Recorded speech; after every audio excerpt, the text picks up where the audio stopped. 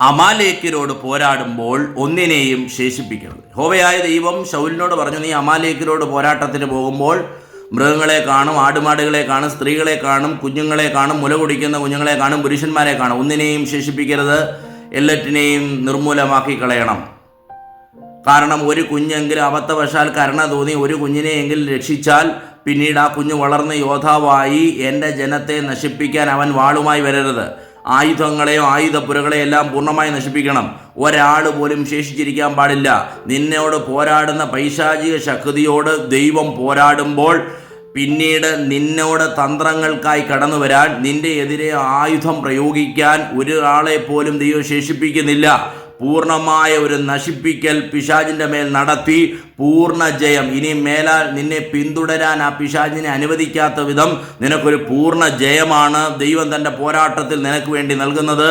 ആ ദൈവത്തിൽ ശരണപ്പെടാം. ഈ വചനങ്ങളാൽ ദൈവം നമ്മെ അനുഗ്രഹിക്കുമാറാകട്ടെ.